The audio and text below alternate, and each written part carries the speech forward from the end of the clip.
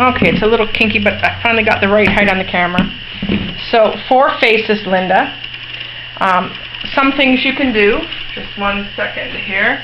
You can get a clip. There's no teeth in it or anything like that. Take the ears, put them back. Make sure you don't have any skin in them, and just put a clip back here. That takes the ear out of your visual. Okay. Depending on what the breeder started with, and you need to find that out, did the breeder have already done the face, and what size blade did they use? If the breeder has not used a 40 blade, I would be hesitant to start with a 40 blade until you're in an area where you can instantly do the face and put the dare right into the tub and give them a nice soak, and any irritation that may or may not have happened, you can wash it and soothe it. I'm starting with a 10. Most of my clients, I do a 10. Okay, and for down here where you clip down here, you tip, pretend you can tip the head right down in half. Where would the nose go if you were able to tip the head right down to the chest, bend it right in half? And that's where you should start. Okay. I know all about it. Come here. I know all about it. I do. Yes, I know. This one has sore teeth, so I'm trying to be very careful not to hold her muzzle. She's ancient.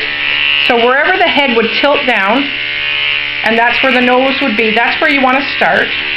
And from there you go up to a V, straight line, diagonal line, up to the bottom of the ear canal hole, right there. Just a straight line, straight up.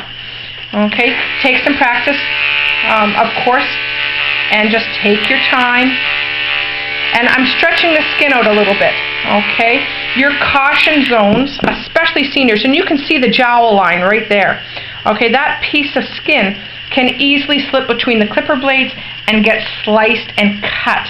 So anything like that, you always want to pull and stretch the skin this way and that way. You can see this is an old dog, a very much old dog, and you can see how that can easily slip. Another place is that little piece of skin right here, the little cartilage slip right here on the ear canal can easily slip between your clipper blades. Eyelids as well, and a toy poodle lips if you're not careful. So you always want to be careful and stretch the skin. Never press your thumb here at the front of the throat. The esophagus, main veins, everything are right there, the jugulars, everything. You don't want to do that. Then the top of the ear hole, that piece of cartilage right there, you want to go from the top of that cartilage straight line to the corner of the eye. Okay? Just straight across, just like that. And then I tidy up any little bits and pieces that are sitting out. Okay? At the top, right here, you want a little V, upside down V right here. You don't want to go straight across. And what I do is I take the eye and I push the eyelid up, and I've got my thumb under here. I'm not strangling, I'm just holding it still, but this way I can't slice an eyelid, they can't jerk, I can't get anything in onto the eyeball. And when I do the other side, again, I pull the bottom eyelid up, and I hold it this way. My thumb is still here for control with my finger control of the muzzle on that side, and I go down. Okay, and you've got that triangle right there. You always want to try to go against the grain of the hair. In here, and you can look at your Border Collie Shelties especially, there's a wrinkle right here. I call it the breakfast catcher, and in order to clip that, I know I'm touching your teeth, I'm very sorry. I'm trying not to, I'm trying to get down to the gum.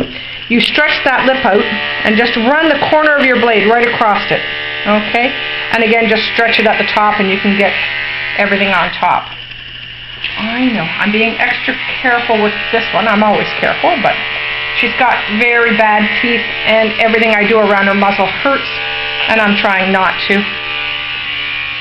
If you can find those landmarks, there, I think you can see a really good idea of that piece of cartilage right there. So from here to the bottom of that cartilage, from the top of the cartilage straight over to the corner of the eye.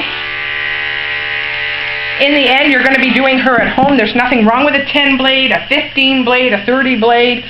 40 is your safest blade for not cutting any skin, nothing slipping between the teeth, things like that. Your 10 out of all the blades is your most dangerous.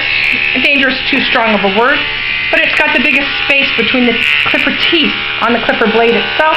The wider space, more chance of something slipping in there. a piece of skin here or there and causing more damage. A little harder here because I'm trying not to touch the teeth, trying not to grab her muzzle. She's 13 years old. I'm just looking. I am going to change to the 40 blade for a minute. A super senior lady, she's in her 80s, owns this dog. I'm just going to take my 40 blade and I'm just going to do the corner of the eyes, take out as much hair as I can. Okay, and then, old school, 15 years ago, pluck every ear. No matter what, pluck the ear. This is old hat and out of Cornell and Guelph. When you pluck the ear hair, the hole, the follicle that the hair was in, leaves a hole in the skin, in the depth of the skin.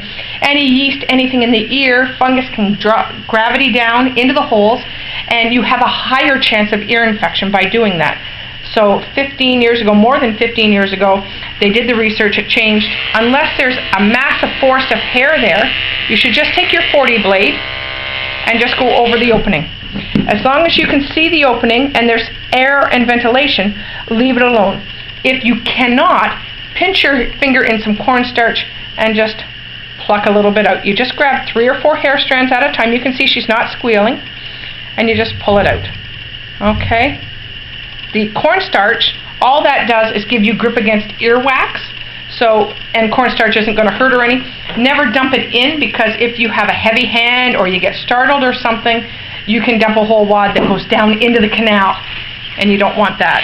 And again, I just place my blade on top of the cartilage there, and I just go across. Okay?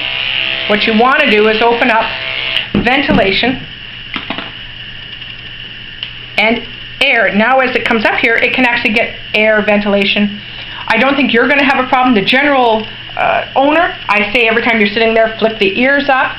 You know, they're getting Old Roy at Walmart for food, things like that. You know, so the better air and ventilation and UV rays you can get into those ears, the more you're going to ward off any ear infections.